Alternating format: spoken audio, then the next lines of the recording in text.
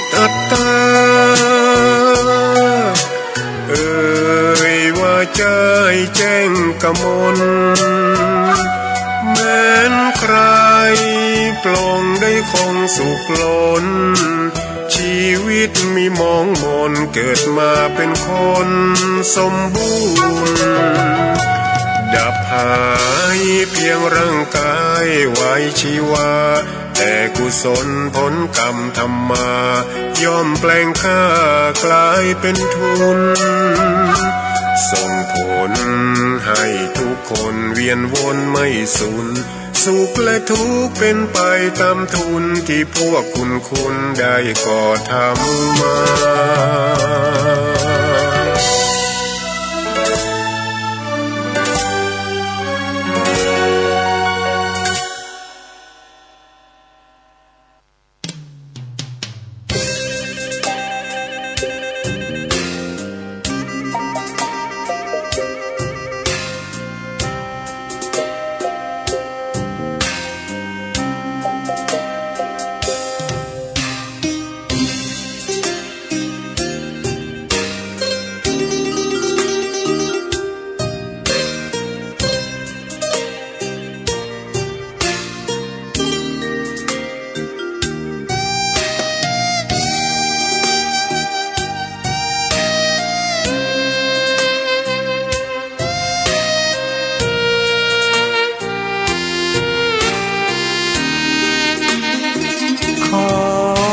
ตำนาน1,300 กว่าปีแม่จามเทวีสร้างพระเจดีย์ที่วัดดอยน้อยพร้อมเจดีย์โค้งอีกองค์เคียงคู่อยู่ดอยสลับก้อนหินใหญ่น้อยร้อยเรียงหน้าอัศจรรย์พระธาตุสีทองแงนมองฝูงพึ่งทำรังช่างมีมนต์ขลังพลังศักดิ์สิทธิ์บนนั้นกล่าวคำไหว้สากราบสักการะคนลุกคนชันสัมผัสถึงสายสัมพันธ์คงเป็นลูกหลานเคยร่วมสร้างบุญวัดดอยน้อยอยู่กลางยอดดอยโรยต่ออำเภอดอยเหล่าเขตติดต่อป่าซางลำพูนเดินทางปลอดภัยจากเชียงใหม่หรือสายลำพูนยินดีต้อนรับนักบุญมาร่วมสร้างทานบารมีตี3 ตี 4เปิดสถานีฟังตุลุงยองนักเทศเสียงทองชื่อเสียงดังก้องทั่วฟ้าธานีตัวจริงเสียงจริงวัดดอยน้อยแม่จามเทวีต้อนรับญาติโยมที่มีจิตศรัทธามาร่วมสร้างบุญ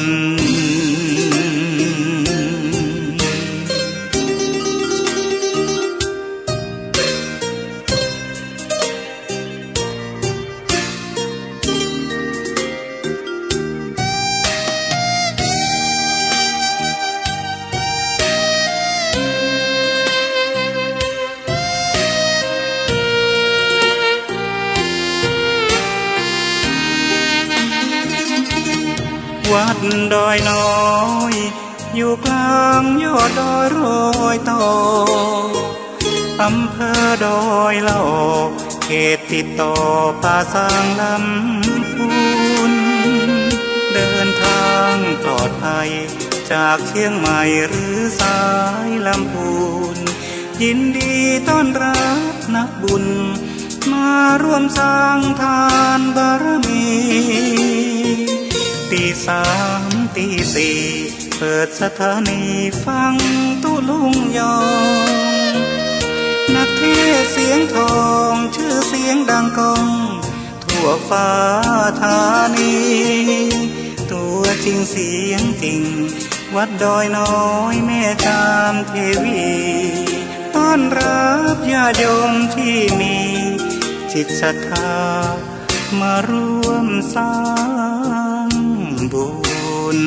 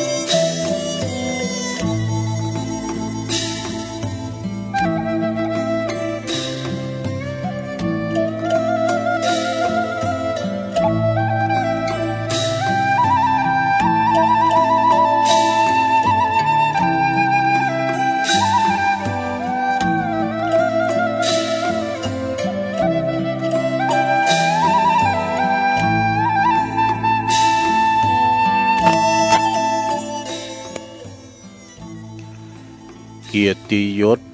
มีมาเพราะหน้าที่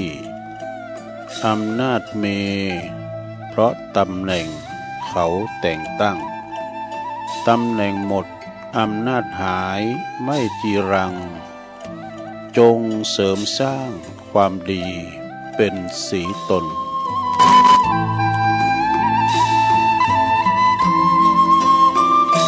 ตื่นเจ้าขึ้นมาก็ยิ้มแย้มแจ่มใสทุกโศกโลกภัยหายไปหมดสิ้นก็ขอความนอบน้อมแด่พระรัตนตรัยอันมีพระพุทธพระธรรมพระสงฆ์เป็นสรณะที่พึ่งกราบแนบไตรไวสาถวายความเคารพมายังครูบาอาจารย์พระมหาเถรานุเถระตันเจ้าคณะพระสังฆาธิการพระภิกษุสามเณรเจ้าจุโตนจุองค์กุวัดวาอารามพร้อมตึงสำนักที่พักทรงตัวยเจริญปอนมายังบรรดาปออกแม่ออกศรัทธาตันสาธุชนนักศีลนักบุญคนดีทั้งหลายบอกว่าจะปินปอหลงแม่หลงปอลุงแม่ป่าตั้งปีป่าหน้าเอาอาศรัทธาตินจองห้องวัดเฒ่าแก่หนุ่มกำใจยิงต่างหลายตื่นจื้นขึ้นมาก็มางุมสวามหาโทรศัพท์เครื่องหับก็ดีเปิดวิทยุฟังรายการสัพเพเหระปกิณกะขอนลุงไก่แจ้งรายการเสียงธรรมแสงทองรายการเสียงธรรมแสงทองนี่ก็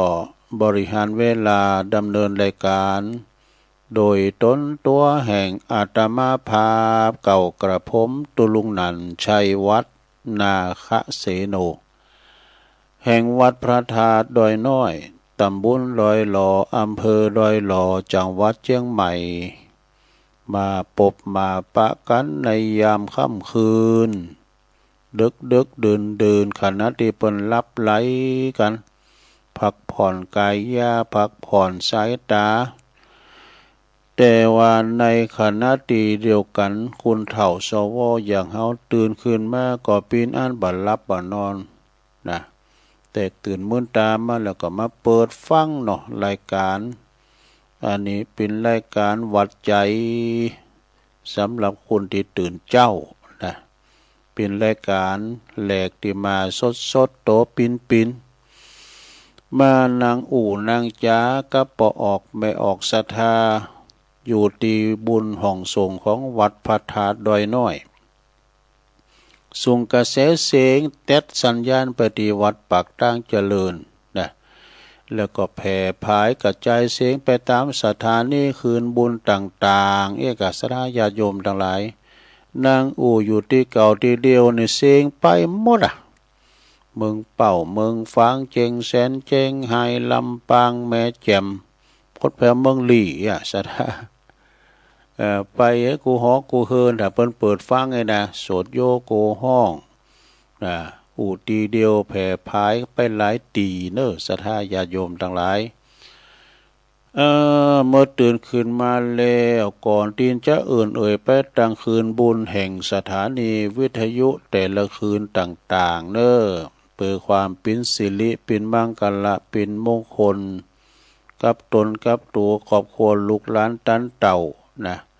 ลุงอรุณของวันใหม่สดใสมีความสุขจืนบานหวานใจ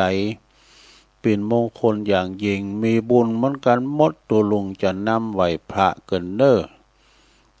ขจัดปัดเป่าโพยภัยเสน่ห์จังไรตั้งหลายมาลายหายสิ้นหายหนีหายแสนโยแสนว่าเนาะ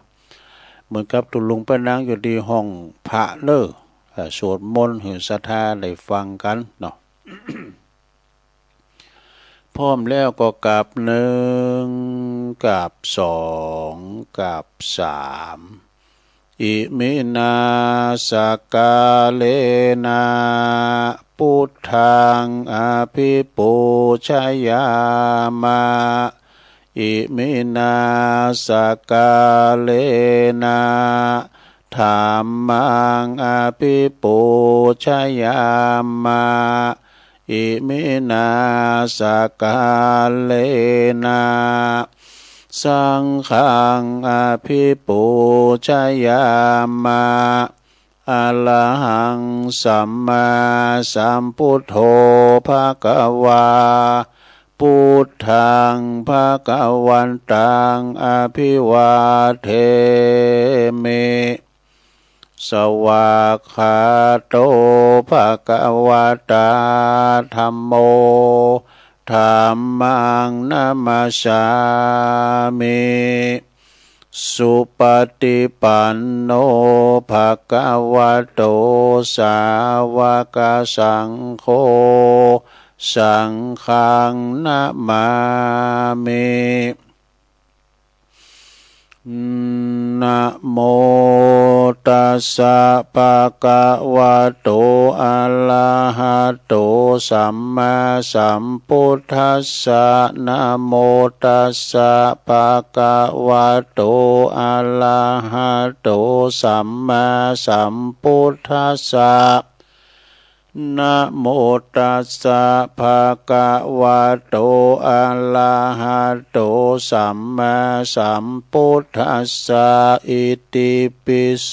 ภะคะวะอะระหังสัมมาสัมพุทโธวิจาจารณะสัมปันโนสุขโตโลกวิโตอนุตตโลปุริสตัมมัสสาลทิสัทธาเทวมนุสสานังพุทโธภควติสวากขาโตภควตาธัมโมสันติติโกอากาลิโกเอหิปัสสิโกโอปันนะยิโกปัจจัตตังเวทิตาโปวินโยเหติสุปฏิปันโนภควโตสาวกสังโฆอุจจุปฏิปันโนภควโตสาวกสังโฆญายะปฏิปันโนภควโตสาวกสังโฆสามิจิปฏิปันโนภควโตสาวกสังโฆ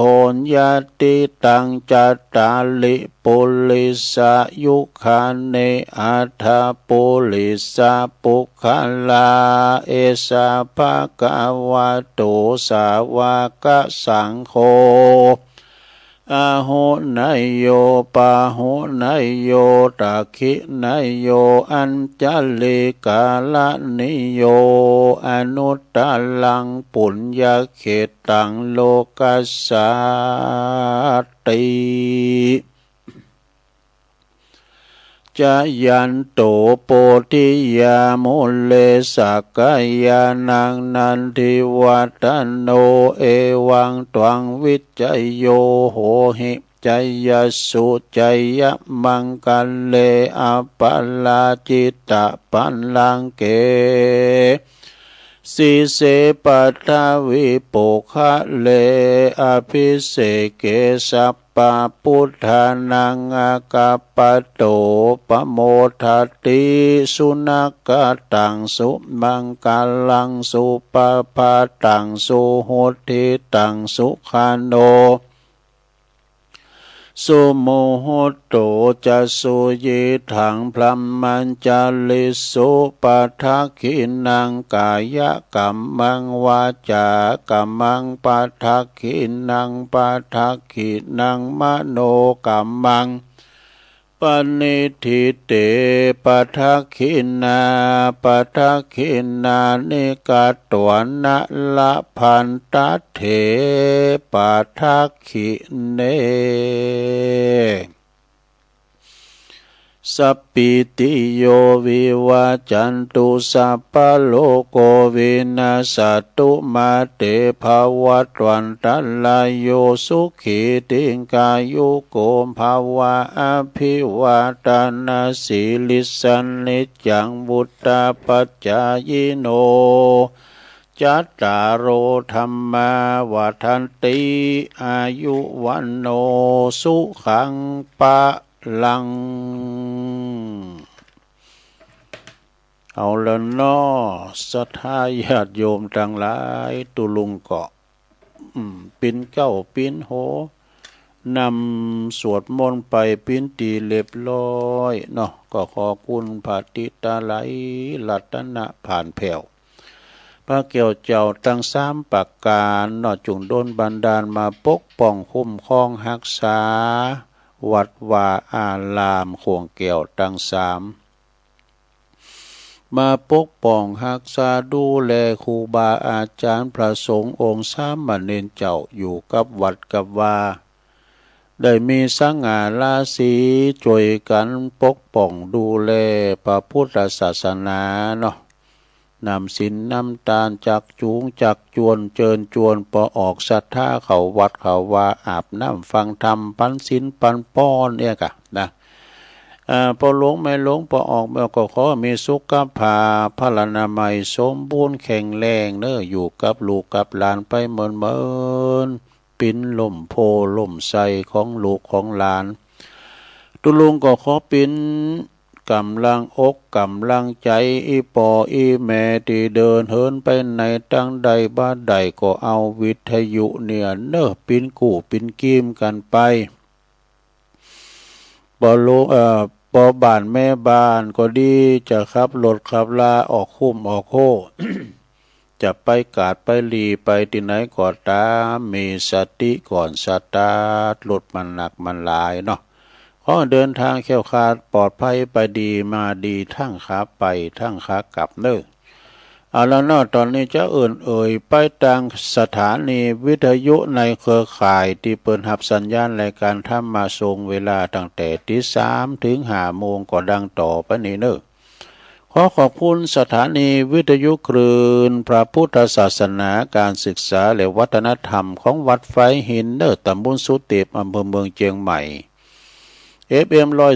104.50 เมกะเฮิรตซ์โดยเมตตาบารมีธรรมอาจารย์พระครูสมุวิสุวัฒน์วรกิจโจองค์คลงในเมืองนี่ฟังกันคืนหุงเนอถ้าเปิ้นรับนี่นะ สถานีคืนไฟหินนี่เปิดถึงปิดเปิดวันค่ำคืนหุง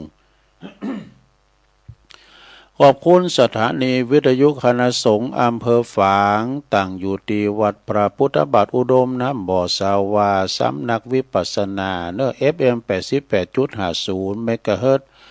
โดยเมตตาบารมีธรรมอาจารย์หลวงพ่อพระครูสุจิตานุรักษ์หลวงพ่อใหญ่เจ้าคณะอำเภอฝางขอบคุณตุปิเลินด้วยเนอะลิงสัญญาณไปพี่น้องฟังไม่ไอใส่ประการฟังกันหมากโป่งหลงหลายเนอะ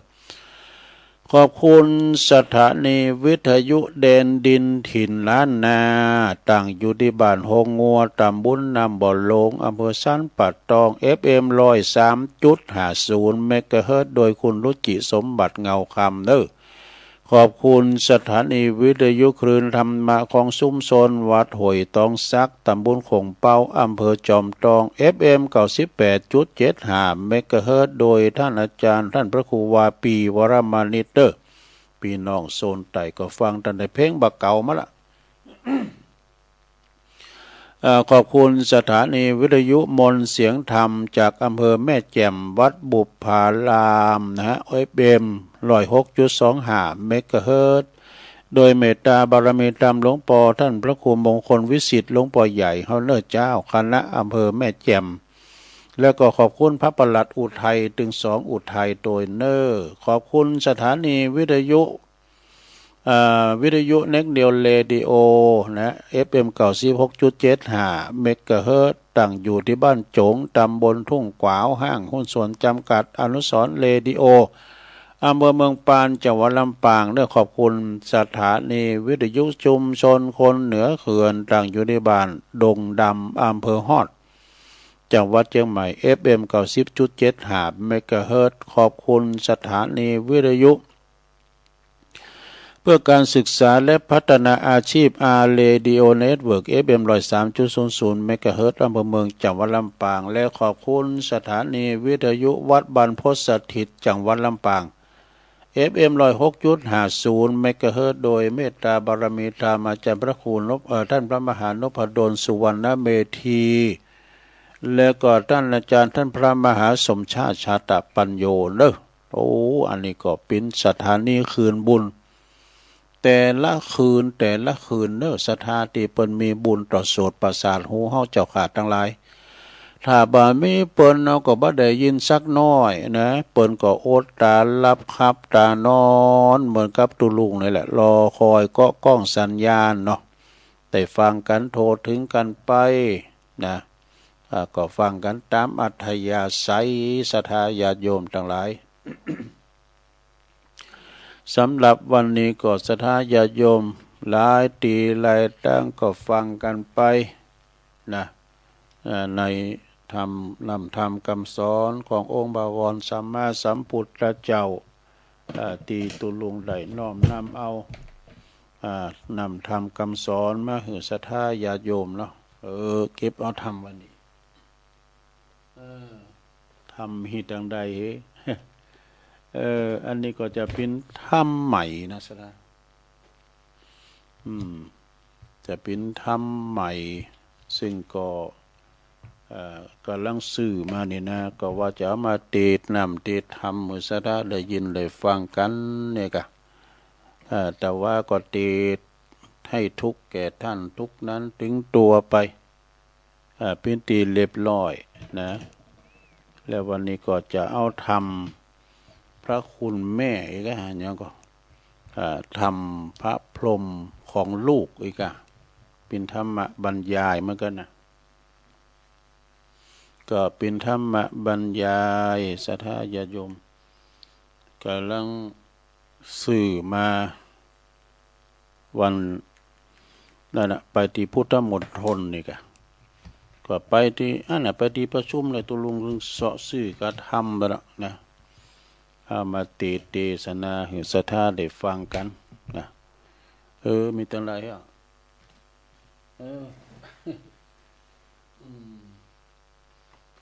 คุณเฒ่าเสาะหาทำกันเลยก็เก็บมาว่านี่ดิมเจ้ายังเลบอยู่หรอตุกหายไปไหนนี่ก็เป็นธรรมบรรยายเนอะศรัทธาเนอะ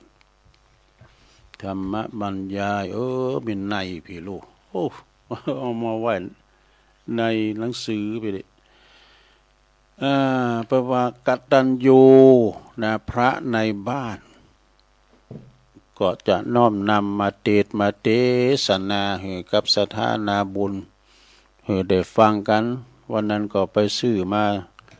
3-4 ผูกกันเด้อ ก็มีแผวถ้ำอานิสงส์การเข้าวัดสานี่ที่หลวงพ่อมณิษฐาวโลที่เปิ้นเคยตานนะอันนี้ก็ชื่อใหม่มาก็หมายความว่าหลวงพ่อมณิษฐาวโลเปิ้นได้เป็นเจ้าภาพเหมือนกันนะ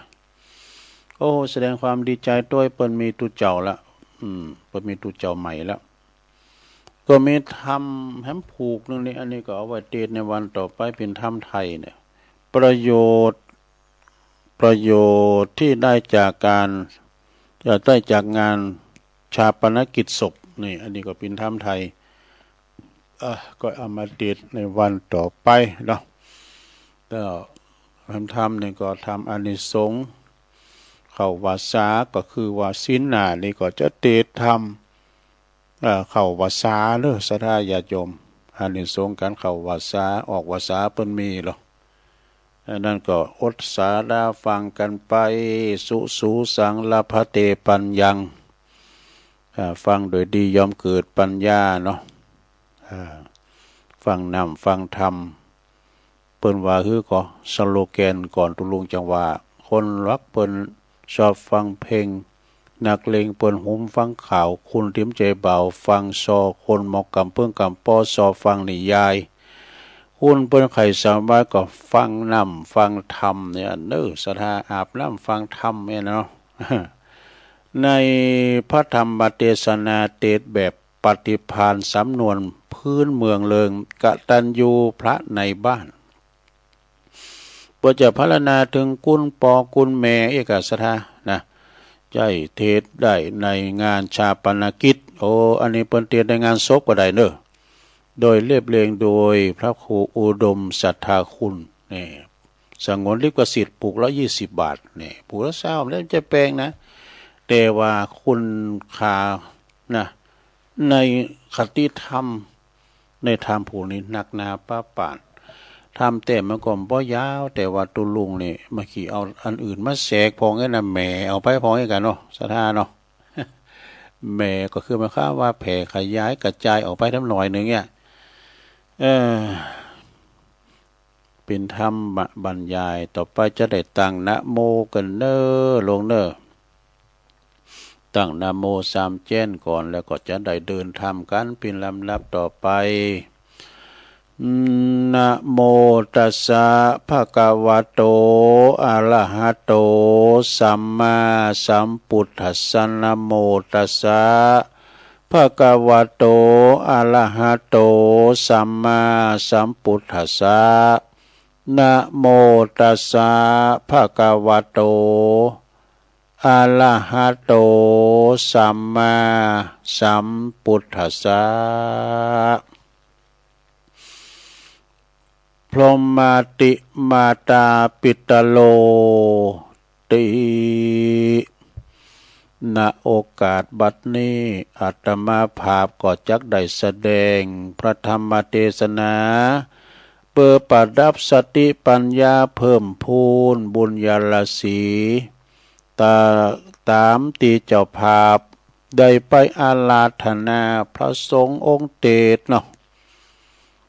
เปิดว่าเป็นเหตุจี้พ้นแล้วก็มีสาระธรรมคำสอนในทางพระพุทธศาสนาเปิดให้แก่บรรดาลูกหลานเนี่ยบุตรธิดาเนาะที่เปิ้นได้ห่างกินห่างตานพ่อแม่พี่น้องที่เกี่ยวข้องที่ผู้มีเกียรตินะที่มาร่วมงานทำบุญทักษิณานุปทานอุทิศบุญกุศลไปหาพ่อแม่เนี่ยที่ลูกหลานที่อยู่เบื้องหลังก็ดีได้มาโหนระลึกนึกถึงบุญคุณของผู้มีพระคุณอันหาสิ่งมาเปรียบเทียบถึงบ่ได้ก็คือพ่อแม่นั่นเองนะฉะนั้นจึงได้ทำบุญอุทิศส่วนบุญส่วนกุศลไปหา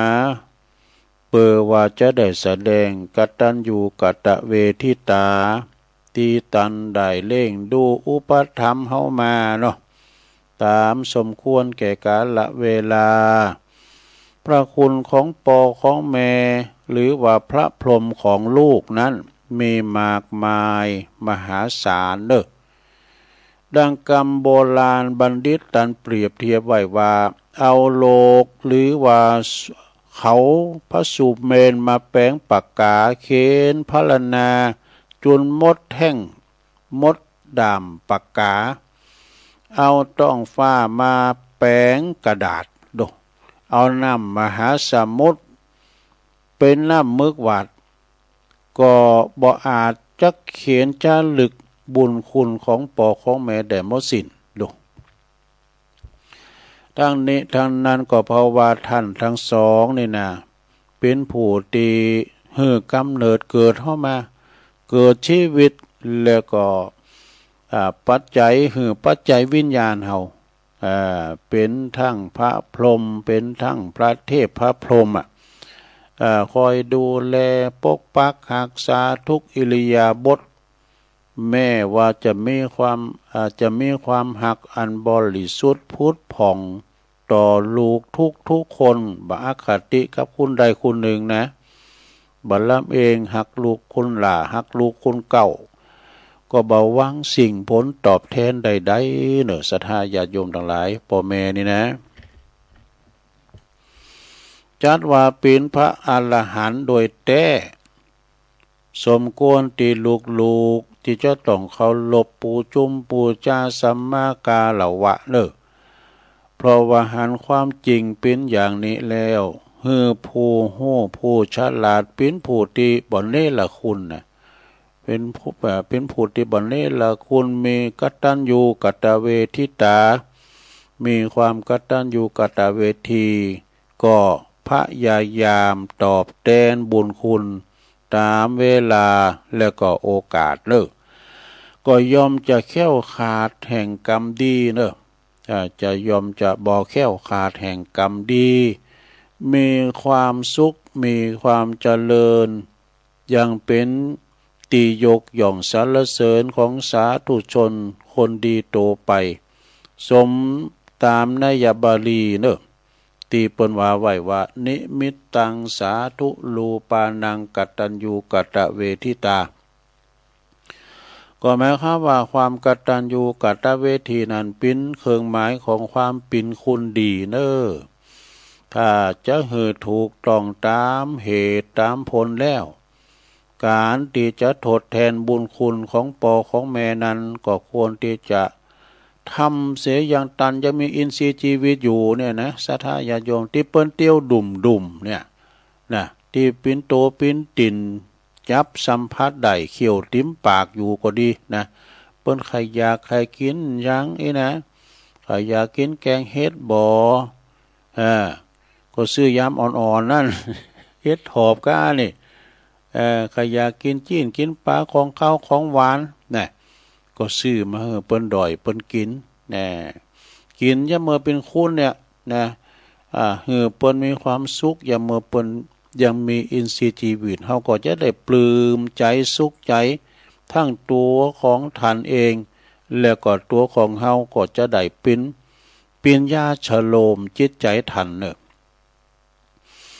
ได้สดชื่นแช่มชื่นเบิกบานมีอายุยืนยาวนานต่อไปได้นะสิ่งที่สำคัญคือเล่งใจนี่เล่งใจตันโดยลูกประพฤติดีปฏิบัติชอบนี่บ่เป็นคนซ้ำบ่เลเทเมาบ่เป็นคนดีบ่เอาการเอางานบ่เอาทานเป็นคนดีบ่คบหมู่คบแว่นบ่คนดีแอวกันเอาเปินเอาฟูงนะมากินมาหลินกันได้ประพฤติเป็นคนดีของพ่อของแม่ประกอบไปด้วยศีลธรรมโดยศีลโดยธรรมเด้อตันก็สุขใจแล้วศรัทธาญาติโยมถึงความทุกข์ของพ่อของแม่ตีได้กำเนิดเกิดลูกมานี่แสนที่จะลำบากจะเข็นต้องเอาชีวิตเนี่ยปินเดิมพันศรัทธานะอย่าเมื่อลูกอยู่ในท้องในครรภ์จะลุกกาจะนั่งกาจะยืนจะเตียวจะเหยียวจะถ่ายก็ต้องคอยระมัดระวังนะกลัวตันจะได้ลุ่มก็จะได้เป็นอันตรายแก่ลูกนี้นะอาหารการกินก็ตามก็อดก็กันง ต้องงดเว้นของที่มันเผ็ดมันจิ้มของห้อนของสันแลงโกวปินปิดปินไพ่ต่อลูกที่อยู่ในท้องครบ10 เดือนลูกก็เกิดออกมานะลูกเกิดออกมาแล้วปิตามารดาก็โสมนายินดีปีดาปาโมดเนอเหมือนได้เพชรได้แก้วสารพัดนึกกาแสนกาละทนุถนอมกล่อมเก่งหอบลุ่มลานี่บ่เหือพรากสายตาตุกคำเจ้านะเอาทันเอานมยัดใส่ปากคือลูกดูดดื่มน้ำนมกูวันเอาทันน้ำนมก่อนคือสายเลือดของแม่เนี่ยนี่แหละเปิ้นว่าไอ้นะพระพรหมของลูกคือเมพรหมวิหารธรรม4 ประการนะมีเมตตาความหักใคร่หักโดยความบริสุทธิ์ใจกรุณาก็มีความอินดูสงสารหันอกหันใจเมื่อลูก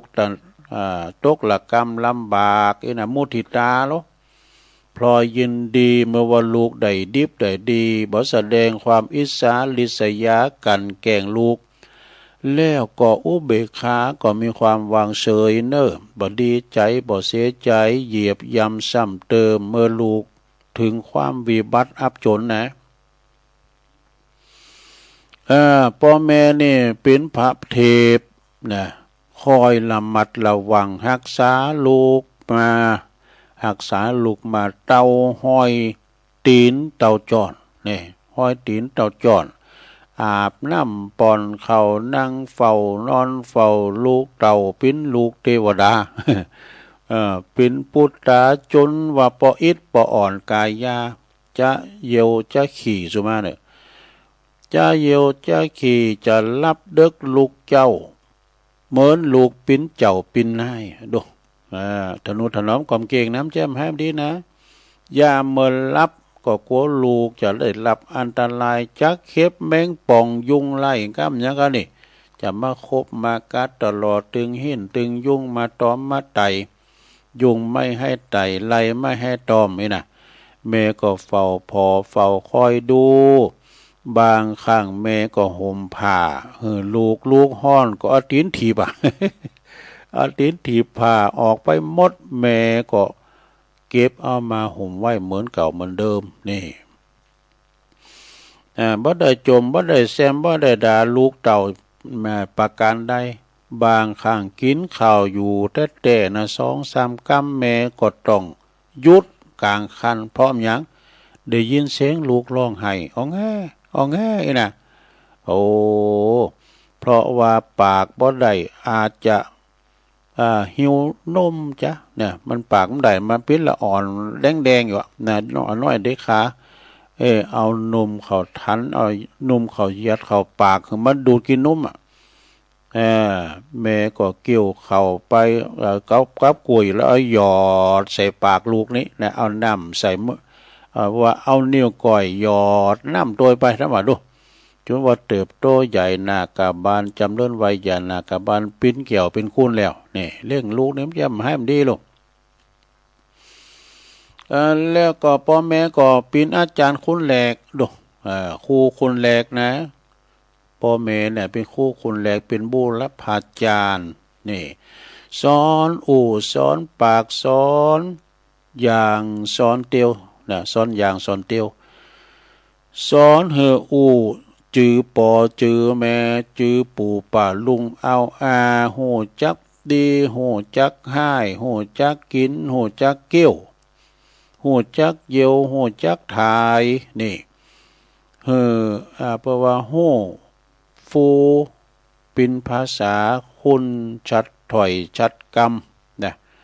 แล้วก็ส่งไปหำไปเห็นศึกษาหำเห็นเขียนอ่านตั้งแต่กอไก่ขอไข่ในล้าวอันนี้เป็นคู่ที่2แล้วดอกคู่หงหำหงเห็นเป็นคู่ที่2แล้ว จนจบจันปฐมปีที่5ที่6นี่บุญมาวาสนาส่งลูกขยันมันเป็นเห็นดีเห็นเก่งโดยก็ถึงจบปริญญาบ่ดู พ่อแม่ก็โมทิตาจิตยินดีกับลูกกับเต่าเนอะบ่เสที่ได้เล่งดูปูปาดมาสูงหำสูงเฮนเสียงนาไปหลายปันเสียงงัวเสียงควายไปเดี๋ยวควายไปอีเผือกก็ขายไปควายแมวควายปู่ว่องควายแม่เบอะเนี่ยขายไปหลายตัวเอาไปส่งมันหำมันเฮนเนาะจนจบปริญญาก็บ่เสียได้ละมันถึงฝังแล้วนะมันเห็นจบปริญญาแล้วนะบ่เสียได้ทรัพย์สินเงินทองแล้วนะจื่อว่าได้ตอบแทนคุณงามความดีพ่อแม่เนอะถ้าจบมาแล้วนะความจริงในพ่อแม่เนี่ยเป็นพระแต่ประจำบ้านทุกคนนะเป็นพระประจำบ้านของทุกคนแต่คุณเฮาในบ่ฮู้นะบ่ฮู้มักจะพากันไปกราบไปไหว้พระนอกบ้านลงทุนลงแหงเสียเงินเสียทองไปก็มีไปตักบาตรกาที่ไก่หันครูบาอาจารย์ที่เปิ้นมีบารมีก็พากันไปแต่ลืมพระในบ้านนี่ตักเข้าใส่บาตรร้อยวัดปันวัดก็ยังบ่เจ้าตักเข้าใส่ปากปอปากแม่นะพ่อแม่อาปากตักเข้าใส่ปากปอปากแม่เนาะแต่ลูกสมัยนี้ก็มีจำนวนบ่น้อยที่บ่ค่อยอยากกราบไหว้ครูบาบักกาบบ่ไหวสูมากาลวะปอเมเนี่ยผู้เฒ่าผู้แก่ก็ตามเตอะนี่นะแม้ว่าครูบาอาจารย์เพิ่นก็เขาก็บ่ใครกราบใครไหวปิ้นลูกตินเนเนี่ยเนหยังเนละคุณแม่ว่าวันดีก็นะปีใหม่ก็นี่ทางเมืองเหนือเฮานี่เพิ่นจะมีการสูมากาลวะซะเก่าดำโหก็บ่มาเลยก็มีนี่นะว่าเน่นนาสาหัสมากหนักนะบุญเพราะว่าบุญคุณพ่อแม่นั้นหากว่านักกว่าหินกว่าทรายศรัทธาญาติโยมนะนักปราชญ์กล่าวเปรียบเทียบไว้ว่าเอาปอดและก็แม่เนี่ยนะทั้งสองมาแบกใส่บ่านี่มาแบกไว้บนบ่าฮือปอฮือแม่น่ะถ่ายอาจมขี่บายดรถลงไปนะถึงสองทุกวันทุกคืนก็ยังว่าแบบประปดหนีบุญคุณต่อตันได้เลยนะนั่นเป็นนี่คำกรก็เนี่ยคุณพ่อแม่ฟ้าคุณพ่อแม่ล้นฟ้ามหาสมุทรไม่สิ้นสุดพรรณนาเป็นอักษรมากยิ่งกว่าท้องฟ้าห้วงสาครก่อนจะนอนควรลำลึกนึกถึงบุญคุณนี่ พ่อแม่นี่เป็นพระอรหันต์บ่เกิดผูกพยาบาทมาได้แม่ว่าลูกจะทำผิดพลาดพลั้งไปพ่อแม่ก็ให้อภัยเสมอนี่โอ้มันลูกมันเป็นเหล่ากันเนาะลูกมึงเนี่ยมันบ่ดีนะพากันไปโยกโพกไปตีเปิ้นเนี่ยไปลักเล็กขโมยน้อยเปิ้นพ่อแม่ก็ยังว่ามันไปตัวเขาเนี่ยกะลูกเขานี่ดีเนี่ยยังป้องเอาลูกอยู่ มันเป็นโรยตัวลูกเขาเนี่ยกะเนาะยังป้องอยู่นะเพราะลูกมึงเนี่ยมันบ่ดีมันเป็นเด็กแว่นเนี่ยใส่แว่นตานี่ ก็ยังหักอยู่เขาเท่าด่าปันน้ำลูกเต่าเปิ้นว่าอันนี้มันเป็นจิกโกจิกกีฮิปโปฮิปปี้เนี่ยมั่วนะแต่พ่อแม่ก็ยังบ่จ้างลูกหักลูกเหมือนเกี่ยวแก่นตาเนี่ยเพิ่นว่านะเนี่ยเวลาพ่อแม่เปิ้นหักลูกหักเต่าแล้วบางคนนี่พ่อแม่เปิ้นมีอันจะกินหน่อยลูกเต่าบ่ฮู้บุญฮู้คุณบ่ฮู้สะสมบุญคุณบ่ฮู้สะสมของพ่อของแม่สมบัติมรดกตกทอดกินขวางโบขวางบะเวลาพ่อแม่ตายละปิ้นบ่หอยน้อยจาไปหมดศรัทธาญาติโยมแต่บางคนนั้นก็โทษด่าปอตีแม่บุญคุณพ่อแม่เนี่ยมีบุญคุณอย่างสักอย่างละลองไปพอสัตว์สิ่งเฮงห้อยพอเป็ดพอไก่พอหมูพอหมามันเกิดลูกมันมามันต้องเลี้ยงลูกของมันถ้ามันบ่เลี้ยงคนอื่นก็ตึงเลี้ยงอีโดเพราะฉะนั้นพ่อแม่เลี้ยงลูกในบัดใจเป็นเริง มหัศจรรย์อันใดอันนี้มันเกิดเป็นอย่างนั้นคุณปอบ่มีคุณแม่บ่มีหมอนนรกสวรรค์บ่มีมันเกิดไปบนโลก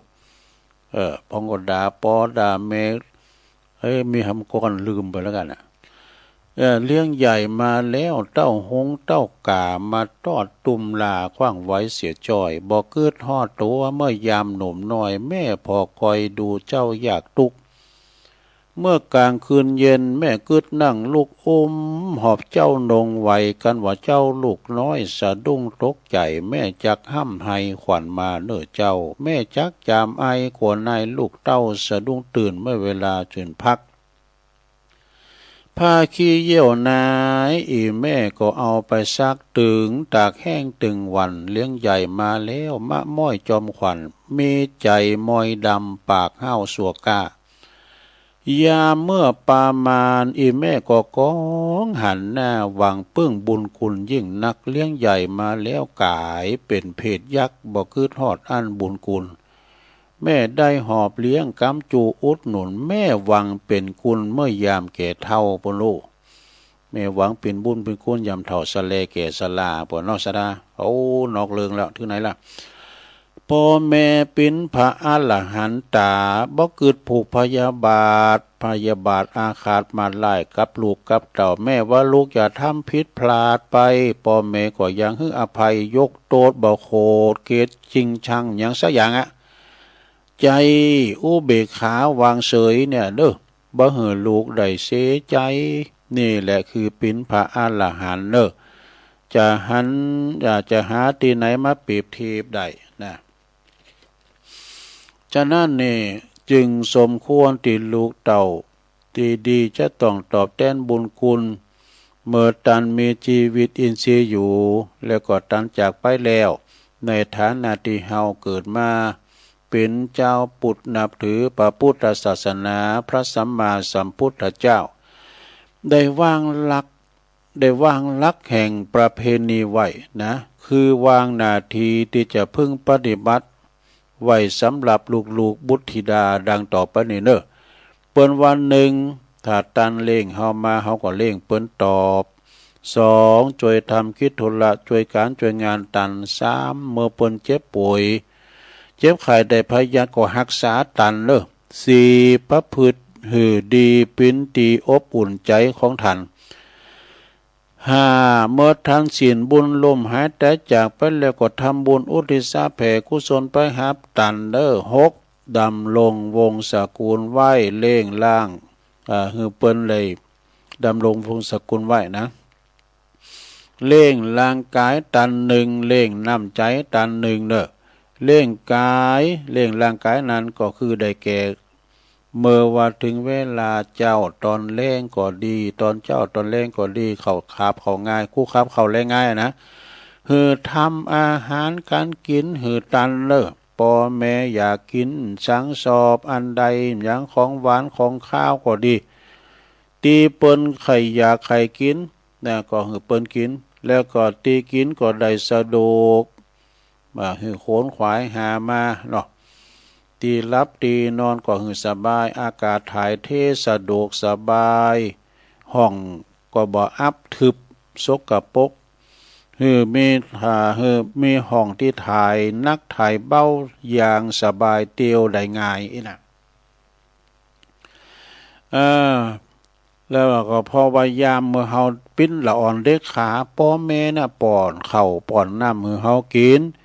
ของกินอะไรบ่ล้ำบ่อร่อยเฮาก็ยังงอนอ่อนให้บ่ฮือ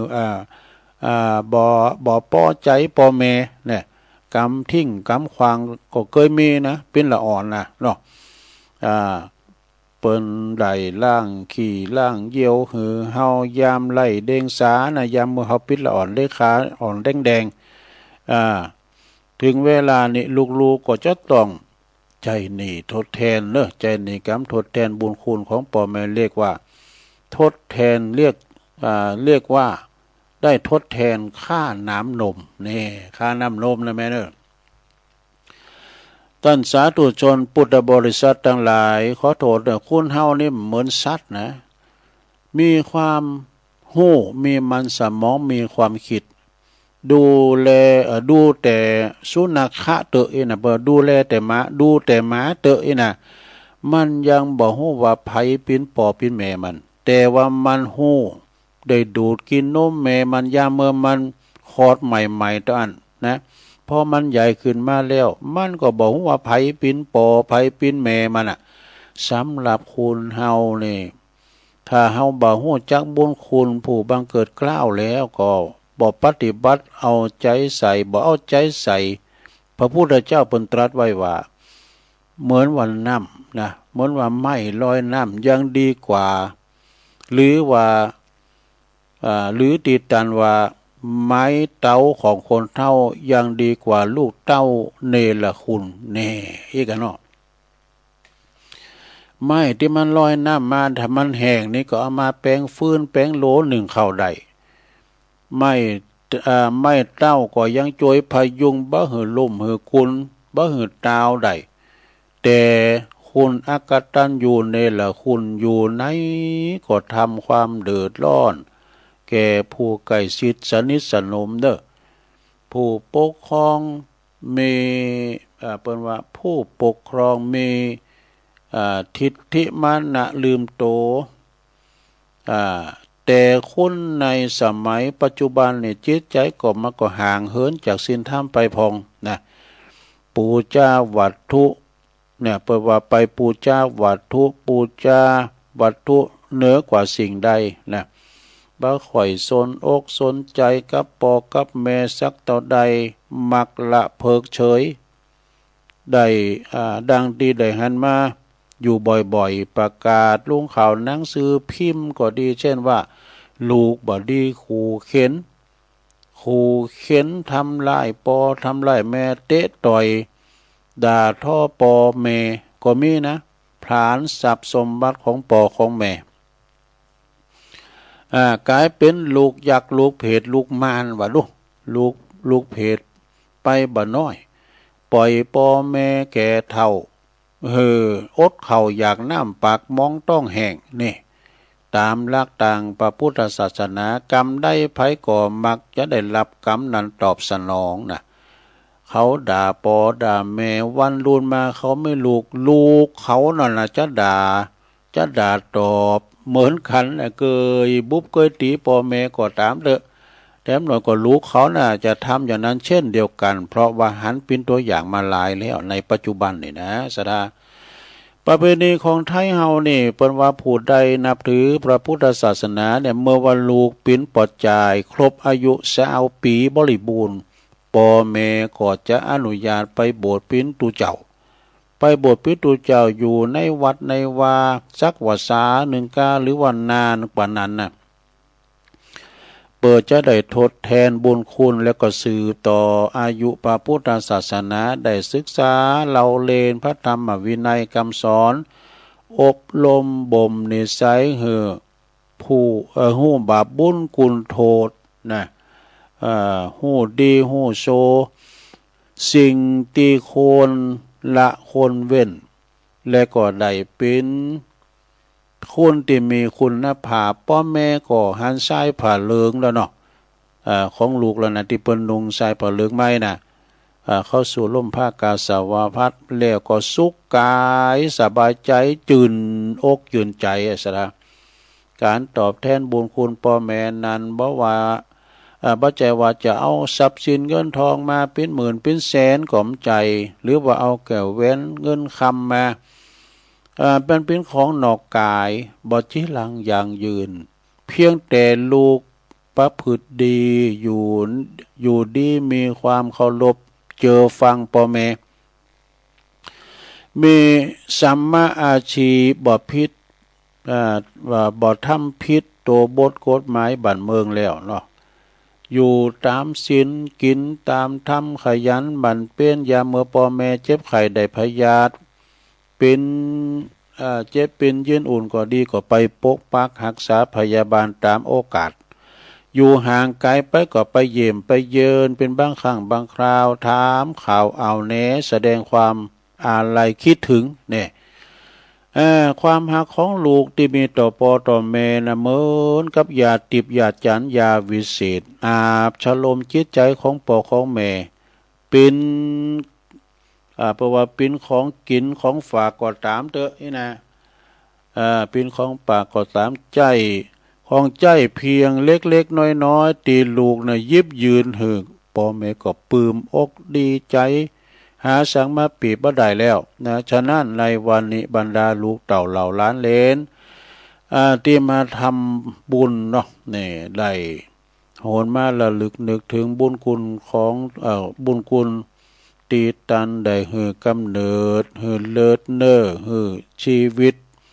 เฮามาตลอดถึงเล่งดูอุปถัมภ์แนะนำพร่ำสอนเฮามาเมื่อตันสินบุญพลัดพรากจากลูกไปแล้วก็เป็นตีห่วงอะไรเพราะว่าเปรียบเสมือนล่มโพล่มไทรของลูกนั่นน่ะเมื่อทันมีชีวิตอยู่เพราะว่าจะไปหาที่ไหนบ่พบแล้วนะจะไปซื้อหาแลกเปลี่ยนเหมือนวัตถุสิ่งของตามกาดตามลี่ก็เป็นไปอันว่าบ่มีนะบ่มีสิ่งใดจะมาทดแทนเรือพ่อแม่ตายก็ดีไปห่อเข้าร้อยห่อปั้นห่อมันดึงเหมือนหน้าปอนแม่สักคนนะเขาก็ทำบุญเนี่ยคลายความโศกความเศร้าอาลัยหาก็คือทำบุญอุทิศแผ่กุศลไปหือจิตดวงวิญญาณของตันเพื่อแสดงความกตัญญูกตเวทีกตเวทิตาแม่นว่าจิตดวงวิญญาณของท่านนั้นไปสิงสถิตอยู่สวรรค์วิมานเลนใดก็ตามอยู่ไกลอยู่ไกลโปรดหับหู้ว่าบัดนี้บรรดาลูกเต่าเหล่าล้านเลนได้ทำบุญอุทิศไปหาไปหลอดไปเติงตันในวันนี้ก็ขอจิตดวงวิญญาณของท่านจงหับหู้โดยญาณวิธีตีจิตได้จิตหนึ่งนะแล้วโปรดมาได้มาปัตตามาโมทนาใหม่ลมบุญกุศลขอให้ดวงจิตวิญญาณของท่านไปสู่สุคติในสัมปริยภพอันเกษมสุขตามคติวิสัยทุกประการเทินนี่ตุลุงได้เทศนาพระธรรมเทศนากัตตัญญูพระในบ้านมาก็เป็นเวลาสมควรก็ขอจะขอสมมุติหยุดที่ลงปรุงไว้เพียงเท่านี้เอวังก็มีด้วยประกาศนีสาธุสาธุสาธุจบสาธารับไปละก้ารับกันไปหมดละก้า เอาปอนกันนะลงเนอะเอาปอนทำถึงลงถึงลายเนอะสัพปิติโยวิวัจจันตุสัพพะโลโกวินาศตุมาเตภวัตวันตาลายโยสุขีติคายุโกภวะอภิวาตานาสีลิสานิจังบุตตาปัจจายโนจัตตาโลธรรมาวัตันติอายุวันโนสุขังปะลังเอาละเดี๋ยวมาประกันชั่วโมงที่2เนอะเจริญพร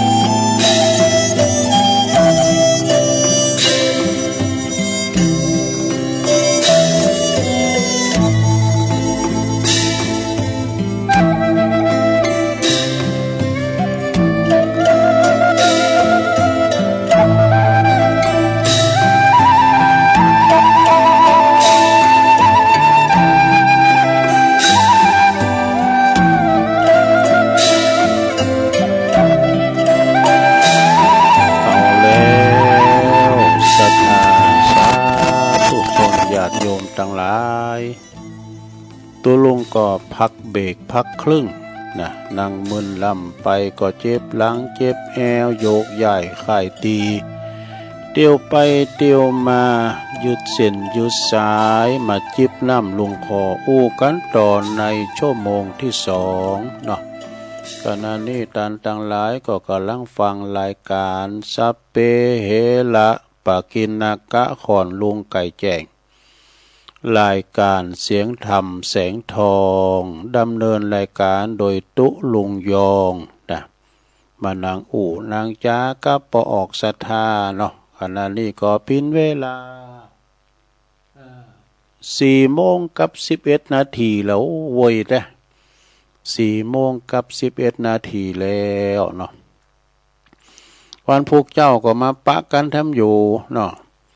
ทำติดไปแต่เจ้านี่กตัญญูพระในบ้านนะเป็นทำใหม่เนอะถ้าเป็นหนังก็ย่ำสายสักโฮงด้วยนะ ย่ำสายสักโฮงใหญ่อะศิวิสารครับอย่างงั้นเนี่ยย่ำได้สายเธอเนี่ยมาสายปีนังขย่าก่อน ปีนังขย่านังขย่ามก่อนมาขี่จุกันนะโคโซกที่ขายย่านถ้าผมขายหมดโต๊ะนะพรุ่งนี้ใช้อีก1 คืนนี่ปุตโตลุ่นกันนะมันเสียงโต๊ะนะใครหันหนังไปนะก็เป็นธรรมเป็นคติธรรมเรื่องกุลปอกุลแม่เนอศรัทธาญาติโยมทั้งหลายเนาะบางพองก็ฟังไปก็กัดอกได้เนอชีวิตเฮานี่มีลูกเต่าล้านลิ้นก่อนหลายเนอเขามาผอมมาก่อยนะเปิ้นว่าลูกหลานทั้งหลายก็มาอยู่มาใจเหมือนกับลาทะพามที่ตุลุงเราว่านะลาทะพามนี่มีลูกนี่ตั้ง7ตั้ง8ลูกลาโหมาว่าเกิดมานี่เพราะว่าพอก้อยระบุโตมีความตุกมาได้กินกันอยากก็เข้าวัดเข้าวัดปุตโตไข่โบสถ์ได้เนอไปปฏิบัติปัดกวาดไผก่อมเส้นสักคุณพระพุทธเจ้าเปิ้นโหได้ญาณเนาะไผโหกุลของลาทะพามพ้องเนี่ยปุตตภาษาลิบุตรยกมือก่อนเลยข้าพระองค์ครับนี่นะเกิดไปปิ้นที่บาทลาทะพามทนิใส่เข้าข้าพระเจ้าเพียง1 ทัพพีเดียว1 ปากนะเปิ้นกตัญญูในขนาดนั้นนะก็เลยมาบวชแล้วก็เป็นพระที่ว่านอนสอนง่ายวะเนี่ย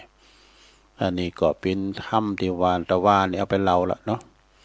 อันพวกนี้จะสอนทำสาธโวหมายกัมกันเนาะ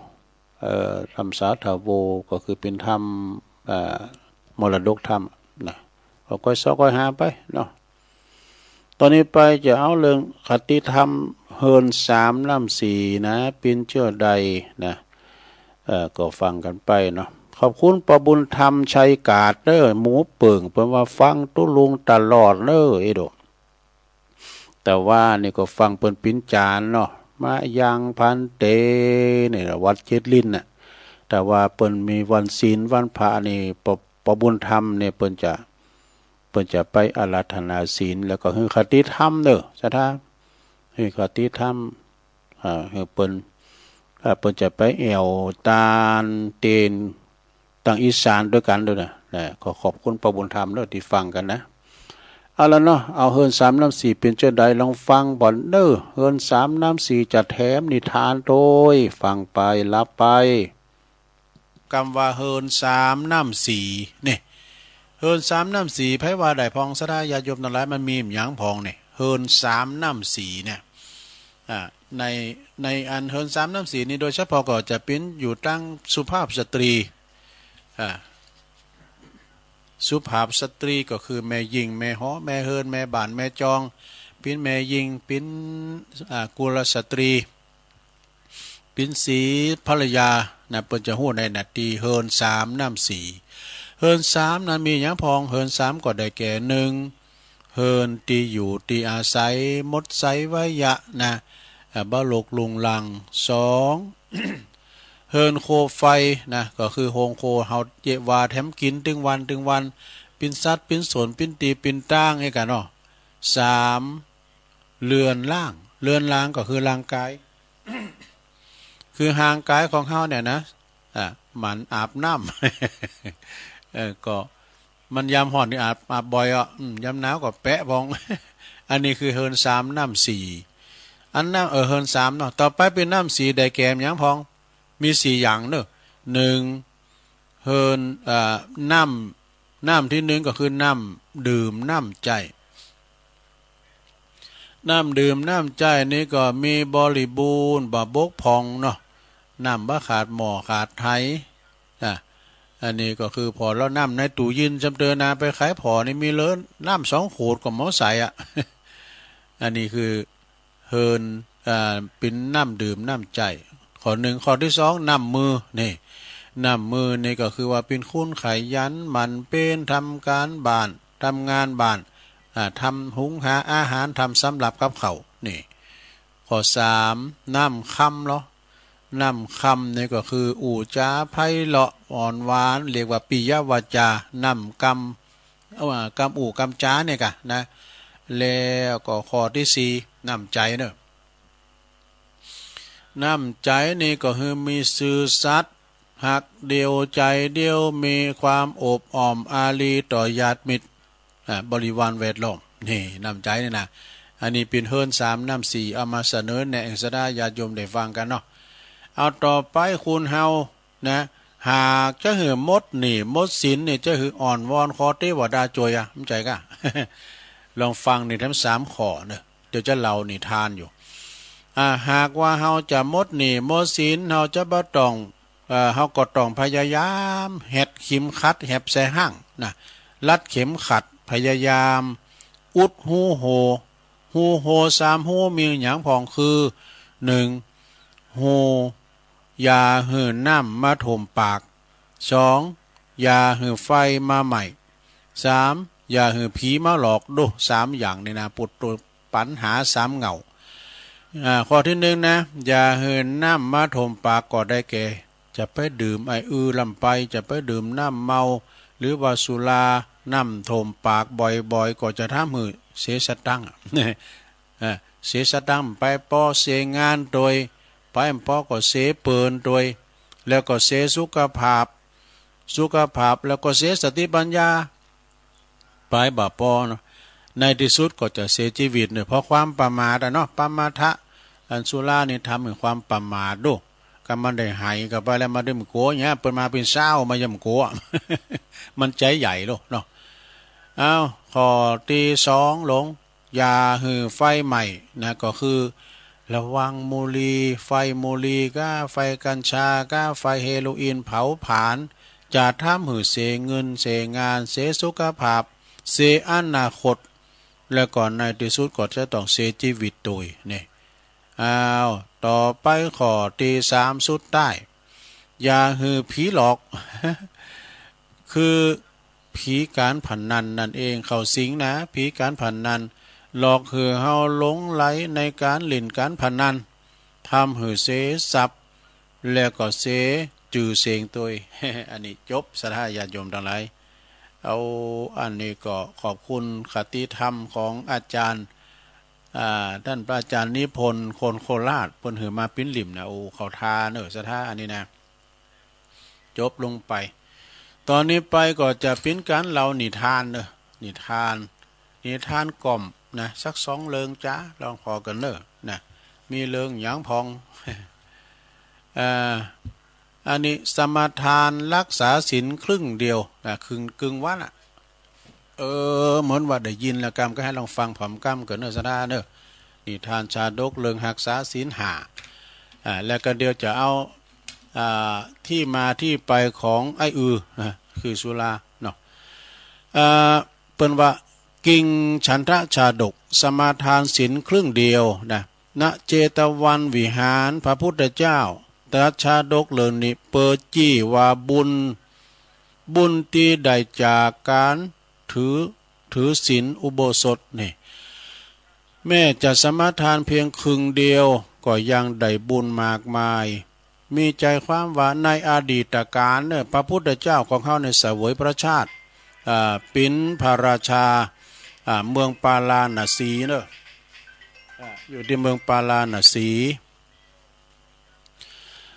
แล้วก็มักจะสมาทานศีลอุโบสถอยู่เสมอเนอะพระราชาเนี่ยนะทศพิราชธรรมนะแล้วก็ยังสอนให้เสนาอามาตย์นะ เสนาอามาตย์เหล่าข้าราชการทั้งหลายทำตามด้วยเช่นกันมีอยู่หันข้างหนึ่งเนอะเปิ้นก็ว่าถือศีลอุโบสถและมีปุโรหิตตาจารย์มีปุโรหิตรับศีลบุญวะนะรับศีลบุญทุจริตในการตัดสินคดีความนี่ปุโรหิตาจารย์นี่นะหับศีลบุญเปิ้นเอาสตางค์มาจ่างเอาตังค์มาสุกก็ได้เนาะเปิ้นสุกสตางค์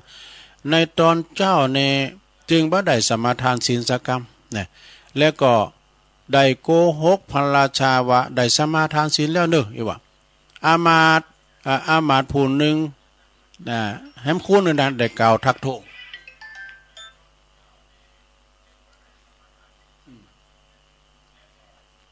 อามาตย์นั้นผู้หนึ่งได้กล่าวทักท้วงเนอะทักท้วงว่าจะได้ก็อามาตย์แหมทักท้วงว่าปุโรหิตนี่ได้สมาทานศีลนะแล้วก็ได้ปีกมาสมาทานศีลเพียงครึ่งเดียวต่อมาพระราชาเปิ้นก็เบื่อหน่ายจากตั้งโลกเนาะพระราชาก็จึงได้ออกบรรพชาไปบวชเป็นพระฤาษีบำเพ็ญบารมีอยู่ที่หิมแม่น้ำนะหิมน้ำวันหนึ่งเก็บโมงได้มันลอยมาดูโมงลอยมาก็กินผลมะม่วงถูกอกถูกใจจึงนั่งอยู่หิมฝั่งโดยบ่ต้องแตะต้องอาหารอย่างอื่นเลยจนผ่านไป7 วันนะเสวยอันนี่กันเนาะโมงสุกนี่กันโอ้อันนี้มันงาจ้างแดงเลย มันหน่วยใหญ่ก็มั้งเนาะเทพธิดาองค์หนึ่งเนอะหันพระฤาษีเกิดตัณหาในรสชาติจึงเข้าไปเตือนสติคือพระฤาษีเนี่ยเปิ้นเกิดตัณหาในรสชาติโมงจึงเตือนนั้นสติพระฤาษีได้ฟังแล้วก็เลยตั้งสติได้นี่แล้วก็ยังเข้าไปเข้าถึงชั้นสมาบัติในที่สุดเนอะพระฤาษีนี่ก็ถึงทำจันสูงแล้วนะเทพธิดาก็จึงปาเนาะปาพระฤาษีเนี่ยนะเหมือนกับพามาลัยโผล่นะกะไปยังจันดาวดึงนะไปสวรรค์จันดาวดึงเปิดไปชั้นบะโมงวะ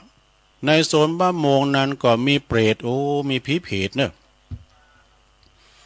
มีเปรตตนหนึ่ง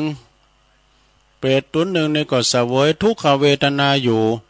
พอถึงปอาทิตย์อัสดงก็มีนางอัปสรคอยมาปนนิบัติมากมายเนอะพระฤาษีจึงเข้าไปแล้วก็ถามด้วยความสงสัยนางเปรตจำพระฤาษีใดเนอะนางเปรตจำพระฤาษีใดจึงกล่าวว่าครั้งหนึ่งเนอะก็เคยเป็นบริวารของท่านนะพระราชาก็คือสมัยนั้นนี่เป็นปุโรหิตของพระองค์เนี่ยแต่ว่าเพราะได้รับศีลบุญขูดลีดเจ้าบ้านเจ้าเมืองจึงต้องได้มาเกิดเป็นเปรตที่นี่วะท่านแต่เพราะว่าผลบุญที่ได้สมาทานศีลเพียงครึ่งวันครึ่งเดียว จึงได้มาเสวยสุขในเวลากลางคืนหมายความว่าคืนเปิ้นปิ้นอันเทวดาปิ้นเทพเนี่ยกลางวันปิ้นเพศนี่นะเนาะในการและต่อมาเทพธิดานั้นก็คือนางอุบลวรรณาเถรีส่วนพระฤาษีนั้นก็คือเราตถาคตนั่นเองขอคิดในเรื่องนี้เปิ้นก็บอกว่าถึงแม้จะหักษาศีลนะในการหักษาศีลนั้นถึงแม้จะหักษาได้พองบ่ได้พองก็ยังได้บุญมากมายนี่จบสระญาติโยมทั้งหลายติตุลุงปันนะหักษาไว้ในหลวงเด้อ เอาทำเรื่องนั้นนะสระเรื่องนี้ก็ไม่แน่ใจว่าเคยว่าแล้วก็เนาะเปิ้นเรียกว่ากำเนิดสุรานะก็ว่าไปทำกรรมเนาะเตยแม่วันนั้นเนี่ยได้ฟังก็รับไว้ด้วยแล้วว่าซ้ำก็ได้เปิ้นว่ากุมพระชาดกกุมมะพระชาดกนะคือกำเนิดแห่งสุราณเชตวันแถมแล้วนะณเชตวันวิหารพระพุทธเจ้าของเฮาตรัสชาดกเรื่องนี้เปิดเราถึงกำเนิดของสุราในจมพูทวีปเปิดสอนหือหานว่าสุรานั้นนะทำหือคุณเฮาเนี่ยทำอย่างก็คือมีความประมาทแล้วก็มีโรคภัยไข้เจ็บแล้วก็บ่มีความละอายนี่นะ ก็มีใจความว่าในอดีตการครั้งหนึ่งมีต้นไม้ใหญ่ต้นไม้โลงกลางป่าลำเนาไผ่กลางป่าไม้มันแตกกิ่งกันสาขาแต่ว่ามันหักกลางลำปรากฏว่าตั้งกลางลำนั้นมันเป็นองค์ขโลงน้ำมันมาขังเวลาฝนตกน้ำก็มาขังนกก็อาศัยอยู่นั้นก็มากินมาจิกกันมันกำก่อนนี่มันยำแรงมันก็กาบเอาเข่าสาลีเอาพริกหน่อยบะเคอของพาลุสีเอาพริกหน่อยเอาดีปีก็เนี่ยพาลุสีมันเอาตากว่านกมันมากาบคือมาใส่องค์ขโลงอันนี้เนาะมามักมาสะสมไว้หันก็เลยเป็นน้ำมักอย่างเดียวนะปรากฏว่าเวลาฝนตกมามันก็ปุดโตมันกลายเพศเป็นอันนี้กะเป็นไอนาทีนั้นก็นกก้ามยังก็มาจิกกินเข่าซาลีกันมากินน้ำหันจำนวนมากมายน้ำมักที่อยู่หันนะเมื่อถึงเวลาฝนตกนกเหล่านั้นก็มากินแถมปรากฏว่าน้ำนั้นนี่นกไปกินเมื่อกินแล้วก็ปรากฏว่าปากันรับพลอยรับไปหมดว่านกกาไออันลิงกลางนางนีอย่างต่างๆก็มากินกันสักพักหนึ่งมันก็ตื่นขึ้นมาตามปกตินะนายพรานป่าเจ้าเมืองกาสิกราชมีชื่อว่าสุระนายสุระเนี่ยกะนะนายสุระนี่ก่อนนี่มันไปค้นพบโลกนายสุระเนี่ยก็เอาไปมาก็สุรานะสุระเป็นบาลีผ่านมาเนี่ยในผ่านสุระนี่ผ่านมาหันมาก็มาความสงสัยก็ซัดสิ่งหิ่งหอยทั้งหลายได้กินแล้วเยอะทำพ้องก็ติ่นยงติ่นยางพ้องก็รับพ้องก็ฟ้อนเนี่ยลูกฟ้อนอ่อนจะฮื้อก็มีหมดว่ะมันมากินน้ำนี้มันอย่างแนะนำอมฤตได้นะจากนั้นนายพรานนี่ก็เข้าไปลองไปจิบไปกินพอก็เป็นว่าเมาหนูจุนขาดสติว่ะนายพรานนั้นขาดสติก็ฟ้อนลำทำเพลงอยู่ที่โคนต้นไม้1 วันวะดูการมันเมาอยู่หัน1 วันนึงนะเมื่อว่าได้สติแล้วก็ตักน้ำในโพรงนั้นนะเอาไปที่ไหนเอาไปเอาไปพระฤาษีว่ะพระฤาษีนั้นก็ชื่อว่าพระฤาษีวรุณะพระฤาษีจึงงั้นไปที่พระฤาษีที่อาสลมไปบอกพระฤาษีว่าพระฤาษีเอาให้หน่อยมันดิเอาให้หน่อยมันดิเนาะยังโยมเนาะนี่น้ำอมฤตเอาให้หน่อยมันดิเอาไปถึงพระฤาษีว่ะนะจากนั้นพระฤาษีก็กินชันแล้วก็ติดอกติดใจจนซิกออกมาว่าฮันซิกออกมาก็ปากับนายสุรานี่ก็เอาตำรามาก็เอาตำรามาเอาไปผลิตกะเอาผลิตไปเอาไปเดินทางเอาไปขายนั่นนะขายน้ำนั่นสุรานั่นนะกินกันไปขายกันไปถึงในบ้านในเมืองในบ้านในเมืองนั้นก็ปรากฏว่าคุณก็มาติดกันจะหลายว่าพระเมืองบ้านเมืองนั้นวินาศหายในเวลาบัดนั้นว่ะดูเหล่าที่ไหนเขาที่ไหนนี่มันโมนได้หันได้มันมีมันนี่ก่อนนะแกแนวมันจะปิ้นใจเขานะแล้วมีมันเราปะโทก็ถึงวันเนี่ยพอเรางานศพงานสากงานกินแขกแต่งงานเนี่ยนะกันมีไอ้กุนหมุนเนี่ยปะโทเต้นกาโตกันเนี่ยมันแล้วกับเขาหมดอ่ะนะอันคุณได้ใส่สูตรใส่เกือบหรือมาไม่ทางอ่ะ แต่ว่ายกตัวยกต่างนะเนาะก็มันแล้วกับเขาจนเมื่อมาถึงถึงนครสาวัตถีว่ะนะนครสาวัตถีราชบุตรหันว่าแมวกินน้ำแล้วก็ตายว่ะนี่มันเอามาใส่อันแมวกินกันเนาะ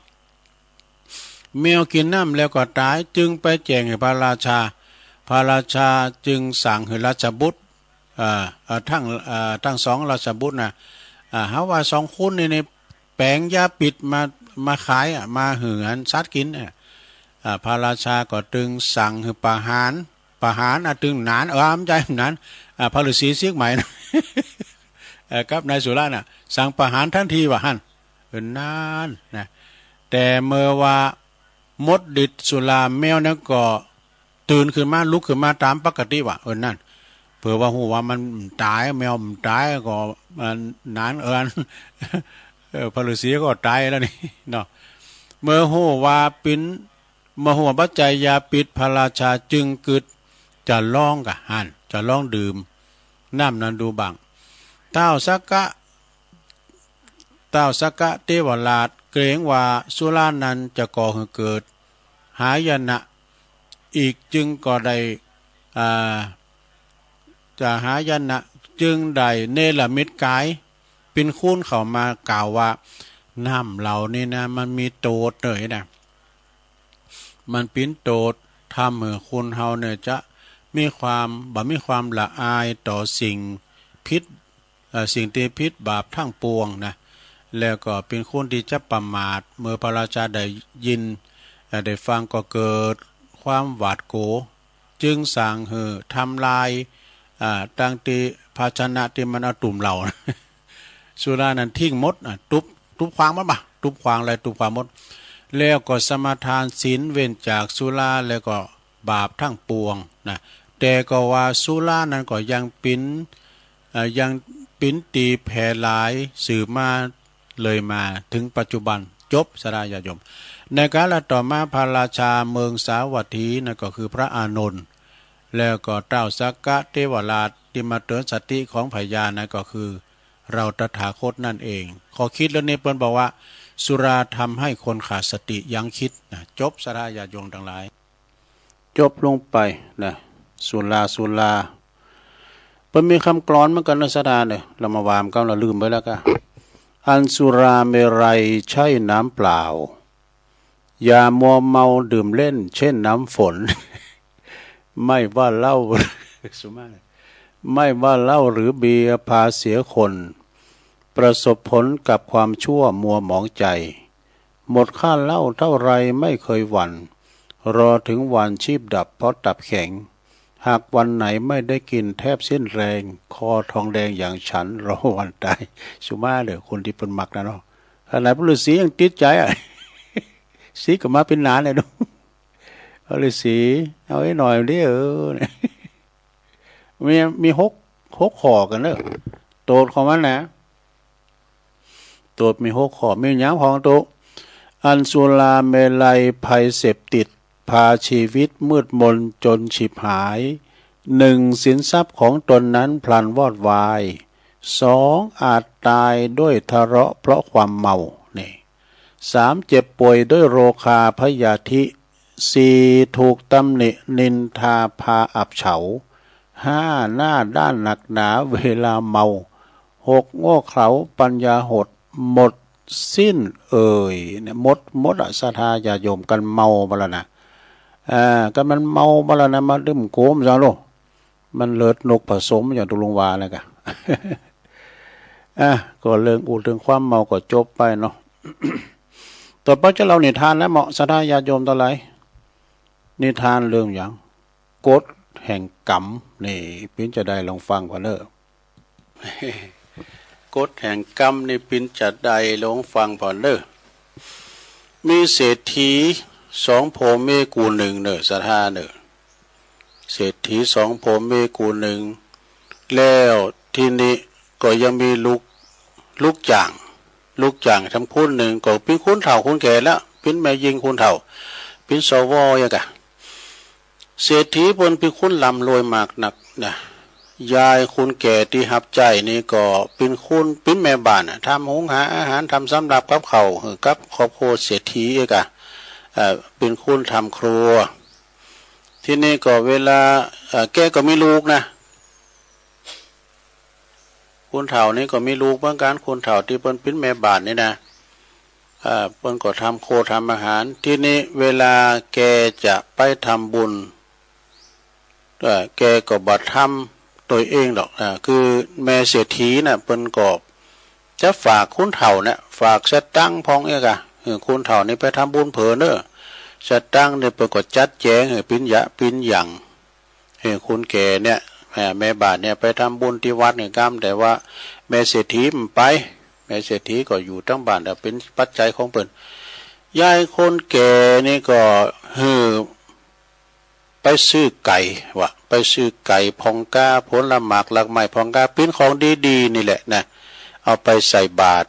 นะเอาไว้ใส่บาตรแต่คุณยายคุณนายนี่เพิ่นก็บ่สนใจว่าจะไปซื้อหยังก็แล้วแต่เด้อเอาทำบุญใส่บาตรนี่นะเพียงแค่สั่งแล้วก็แล้วกันนะยายแม่โคนั้นเปิ้นมีลูกแม่ยิงวะมีลูกแม่ยิงคนหนึ่งและมีลูกพ่อชายคนหนึ่งมีสองยิงสองใจเนาะมีพ่อชายคุณแม่ยิงคุณนี่ลูกของเปิ้นน่ะลูกของเปิ้นนี่ก็กำลังวัยเฮนศึกษาหนังสือเฮนเก่งเฮวะนะโอ้คุณเฒ่าแม่ยิงนะก็เปิ้นเป็นคุณรับจ้างเนี่ยเนาะแล้วเปิ้นก็ไม่ใช่มีเงินมีคำแต่ก็ส่งลูกส่งเต่าเฮนปรากฏว่าเอาเงินนั่นแหละนะเงินที่แม่เศรษฐีเอาหื่นน่ะเอาไปส่งเสียลูกว่าส่งลูกส่งเต่าเฮนหนังสือว่ะคุณนายนี่ก็เวลาทำบุญนะก็เอาหื่นเงินไปหื่นเงินอันคุณเฒ่าไม่ยิ่งนั้นไปแต่ว่าคุณเฒ่าไม่ยิ่งนะคุณยายแก่นะก็กึดประสือนะกึดประสือก็หมายความว่าเอาเพราะว่ายายคุณนายเนี่ยเปิ้นบ่ฮู้ใจบ้าใดมาดูแลอันนี้เลยก็แกก็เลยเอาเงินจำนวนนั้นน่ะไปซื้อของใส่บาตรนะซื้อของใส่บาตรเสร็จแล้วก็เอามาครับว่าจะเอาซื้อของใส่บาตรนั่นแล้วก็ไปซื้อสักกรรมเอาไปส่งลูกไปหำไปเห็นหนังสือเห็นดิบเห็นดีวะเห็นดิบเห็นดีเลยล่ะลูกเปิดขึ้นเห็นดีแล้วก็ซื้อนาฬิกาให้ลูกด้วยวะท่านในหนังสือนี่นะในนิทานนะซื้อนาฬิกาคอมือให้ลูกซื้อสร้อยให้ลูกใส่ด้วยวะดูโอ้เงินก็บ่พอเงินก็บ่พอที่จะซื้อข้าวซื้อของมาใส่บาตรแล้วกำนั้นน่ะนางกอมจางเยจะได้ก็เลยก็ซื้อโถงอกมาพัดวะนะโถงอกมาพัดใส่บาตรถึงวันเนาะเนี่ยใส่เข้าบาตรพัดถึงวันก็ไปเอาใบตองมาห่อพัดโถงอกเนี่ยทุกวันเลยอาหารดีๆพระก็บ่เคยที่จะได้จิ้มออกได้ฉันหรอกไอ้นะมีลูกศิษย์คนหนึ่งก็หิวปิ่นโตไปก็พอดีไปถึงวัดโอ้ไอ้ดอกขโยมนะยายคนนี้ก็จัดโรยแต่นี้นะผมได้กินอาหารดีกันแล้วนะขโยมมันว่านะใส่ไม่ได้ก็มีก็ใส่ก็โถงอกโคนะโคกระหล่ำโคมโถงอกไอ้กะมีแต่ถั่วโคทุกวันหลวงปู่เปิ้นก็บอกว่าโยมเอ้ยไปว่าหือเขาไอ้ดอกเปิ้นใส่อันใดเขาก็ฉันอันนั้นเนาะไอ้น่ะแกก็ทำของแกไปอย่างนี้แหละนะโถงอกก็ปิ้นกะละมังติมกะละมังเลยวะเอามาโขมาทอดมานี่นะทำอาหารมันก็ถูกดีเนี่ยเพราะว่าโถงอกมันถูกว่ะนะเงินก็เลยเหลือก็เลยซื้อของลูกที่ว่ามันไปปอดทั้งลูกมาบนผลสุดท้ายนะโลเนอร์ผลสุดท้ายแกก็ลุ่มป่วยเจ็บป่วยลงไปนี่ทำอย่างได้ก็รักษาก็บ่หายวะกินอันยังก็กินบ้าใดเขาก็ปายายแก่นั้นไปโรงหมอไปโรงพยาบาลกินอันยังบ้าได้แล้วนะก็เปิ้นกินย้ำได้ว่ามันยังมันเหมือนกับมันปันอยู่ที่คอไหนนะกินอันยังบ้าได้ลูกก็มาพอก็ดูลูกนี่แบบมาพอก็ดูแลหรอกแน่ลูกก็ขึ้นมาพอนี่ก็มีแต่คุณนายวะมีแต่คุณนายมาดูแลคุณนายที่เปิ้นจะตั้งไปใส่บาตรนะกะไปทำอาหารใส่บาตรกินอันยังก็ติดคอเหมือนกับสินโถงอกสินโถงอกมาปันอยู่ที่คอแกอยู่อย่างนั้นวะนะหมอก็เลยมดปัญญาลูกยายนี่มันโรคเหมือนเปิ้นได้ในที่สุดคุณยายน่ะก็ขึ้นถึงแก่เสียชีวิตไปก่อนตายในเปิ้นก็ว่ามาหับสารภาพกับคุณนายว่าแกเนี่ยบ่ได้เอาเงินไปซื้อของมาใส่บาตรทำบุญหรอกนี่นะ แกเอาไปให้ลูกเห็นหนังสือจนหมดตีแกทำบุญถั่วทุกวันก็คือพัดบะโถงอกเล่งพระทุกวันว่ะพอแกอู่แล้วแกก็ตายไปนะก็เขาก็เลยเรียกว่าเป็นกฎแห่งกรรมนั่นแหละจบแล้วเราจบงามได้อันนี้ก็คือกฎแห่งกรรมนะลุงเด้อกฎแห่งกรรมอันนี้แฮมเลิงนะลุงเด้อเอาแฮมเลิงนี่กลมป้อยาวนะอันนี้เป็นเรียกว่าคนโลภนี่เป็นคนโลภนี่จะขี้โลภเนี่ยเนาะคนโลภมีครอบครัวทั้งครอบครัวหนึ่งมีใจอยู่ชายเขาเป็นคนอยากจนมากนะมีลูกใจหาเล่งครอบครัวโดยการตัดฟืนตัดโหลเนี่ยไปเผาถ่านไปเอาไปขายไปแลกเป็นอาหารเล่งแมวแล้วก็นอกใจคนนี้นะไปตัดโหลมาขายตึงวันเล่งแม่กับน้องนะมีอยู่หันวันหนึ่งก็ไปตัดโหลไม่มันเข็มโหลมันเข็มไปป่าเนี่ยเขาเดินเข้าไปลึกไปติ๊กป่าลึกเดึกหนาว่ะโธ่เอาเขาปรากฏว่าไปลุงตังนี่กลับมาทางบ้านบัดไดเจออย่าจะฮื้อปิ้นโหงแม่เขาก็เดินไปพยายามที่จะออกมาจากป่านั้นเฮือใดแต่ปิกบ้านเฮือใดนะโดยความปิ้นโหงแม่แล้วก็น้องว่ะพอดีก็เตียวมาก็เจอลูกไม้ก็มาเก็บกินไปแต่เก็บไปฝากแม่เหมือนกันนะแต่เก็บไปฝากแม่เหมือนกันกินก็กินก็บ่รุ่งว่ะเพราะว่ามันปิ้นโหงมีความปิ้นโหงตั้งบ้านเดินไปเลยเดินไปเลยไปป้าใส่ศาลาหิมน้ำมีศาลากลางป่าหิมน้ำด้วยว่ะเขาก็จึงเข้าไปยุดพักอยู่หันสักพักนะก็มีเสียงดังแปลกปดตัวไฟมาอู่กันน้ำเนื้อดังเสียงดังฟังชัดเลยนะโดยความโกลัวใจคุณนันที่ลุงป่าเนี่ยก็ปีนขึ้นไปแอบอยู่บนขือศาลาเพื่อว่าดูอยู่บนขือศาลาเพื่อว่าพอสักพักสักกำเดียวขึ้นก็ปรากฏว่าตีอู่กันดังเนี่ยเป็นว่าผีนะมั้งวะผีมันอู่กันมามันดังแล้วก็มาพักอยู่ที่ศาลามันเป็นว่าตีพักของผีวะศาลานั่นนะซึ่งก็เป็นศาลาตีโพกผีทั้งหลายเนี่ยมาประชุมกันมันมาประชุมกันทุกวันเรื่องของวิเศษเนี่ยเป็นเรื่องของวิเศษนะผีก็เอาของวิเศษออกมาโอดโชว์กันอันนี้มีกล้องวิเศษนี่อันนี้มีแก้ววิเศษอันนี้มีถ้วยวิเศษนี่จะนึกอะไรยังก็ได้สารพัดนึกว่าใจคนนี้ก็แอบฟังอยู่ก็เกิดความหิวนะมีความหิวนะจึงเอาลูกไม้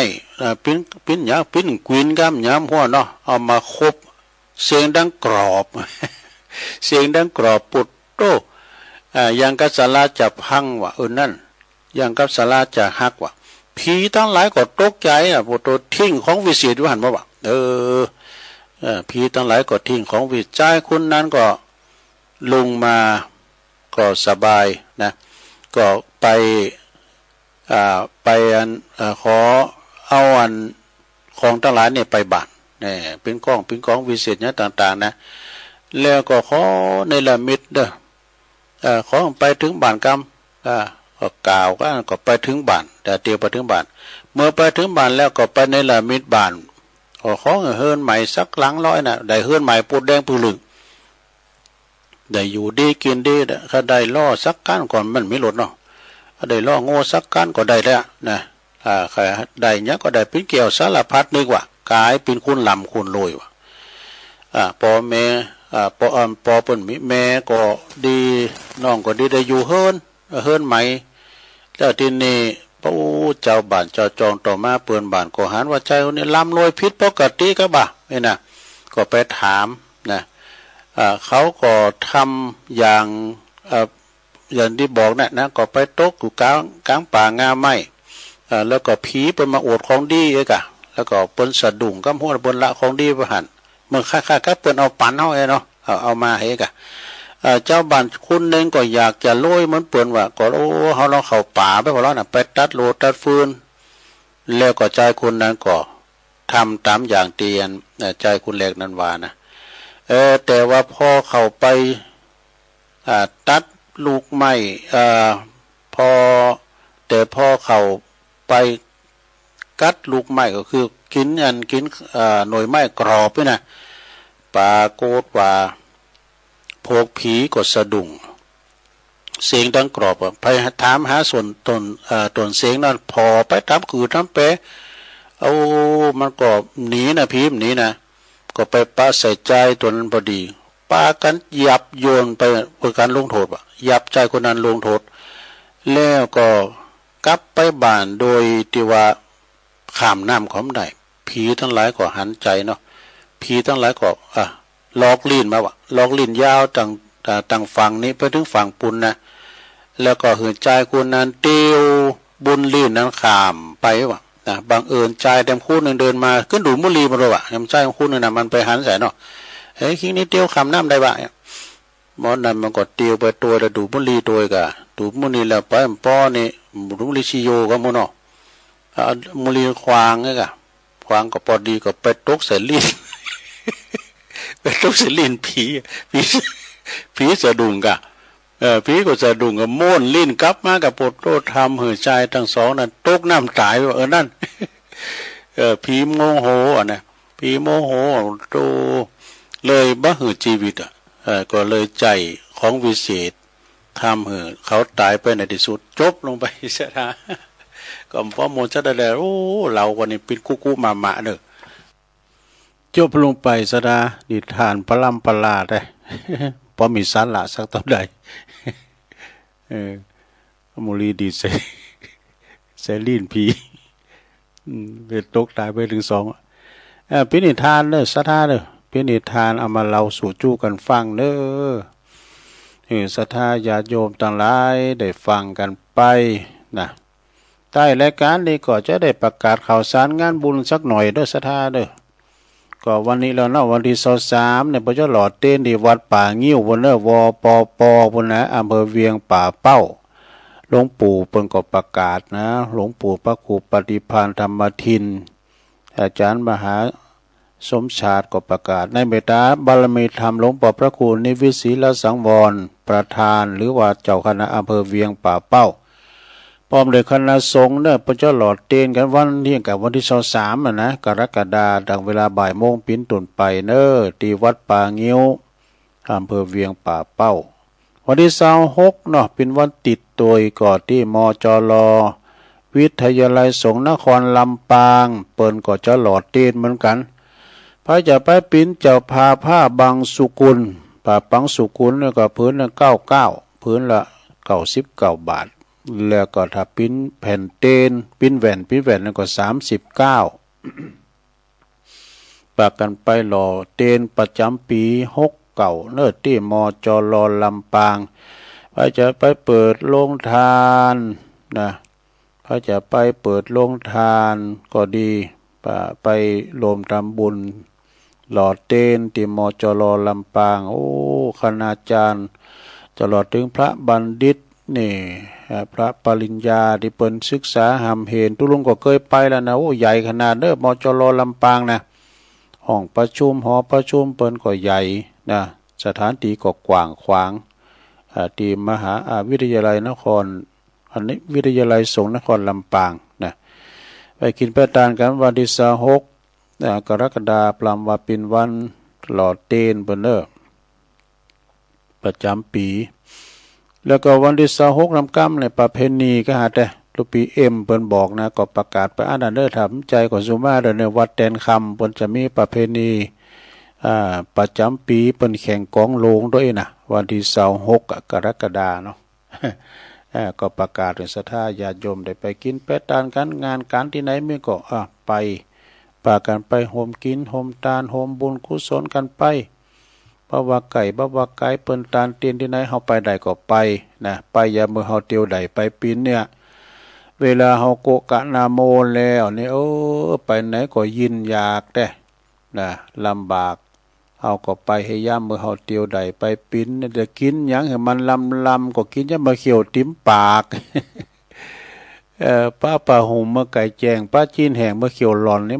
มันริมไว้อะบ่าว่าเปิ้นบ่าว่าโตถ้าว่ามันเขียวบดีนะมันก็กินอย่างมันลำก่อนที่เขียวหั่นน่ะไอ้โดหลวงพ่อว่านะฉะนั้นก็การงานทางใดมีก็ไปศรัทธาไปกินไปตานกันไปแล้วก็วันพุกนี้ก็มาแถมอยู่เนอศรัทธาวันพุกนี้ก็พรำว่าจะเป็นวันศุกร์แล้วนะวันนี้ก็วันพฤหัสจบจากตุลุงแล้วก็ฟังอาจารย์พระครูอภิวัฒนวิกรมกันต่อไปเนาะตุลุงก็จะใช้เวลาต่ออีเนาะจะคืนเวลาให้กับตั้งสถานีศรัทธาญาติโยมทั้งหลายนะบางพองก็ลุกมากันแล้วมาหนึ่งเข้าเป่าไฟลุกมาเมื่อเจ้าทำหุงหาอาหารทำสำหรับข้าวใส่บาตรพระเนนเทนน้อยจะมากุมเข่าหน้าประตูโหเอาบุญมาฝากเอาบุญมาหือถึงหน้าประตูบ้านก็ไปเนอศรัทธาไปใส่บาตรญาติปกกันไปนะหรือว่าไปจะไปตานโกเข่าว่าวันศีลนั่นคุณจะหนักจะหลายนะ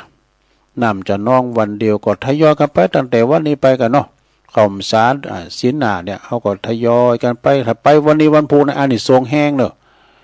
เพราะว่าของเขามีตัวใดเดี๋ยวเปิ้นชั้นเปิ้นกินเสียงหมดสดาอย่างวัดพระธาตุด้วยหน่อยตู้เจ้ามี6เนนมี6ก็10ปลายแล้วดูคุณขับรถทำดูอย่า ฉะนั้นก็พากันไปกินไปแต่นำรายการจากราชศรัทธาไปก่อนวันพุกเจ้าปักกันใหม่จงดีไม่ใจเหมือนกันจุคนจุดตานจัตตาโลธรรมาวาตันติอายุวันโนสุขังปะลัง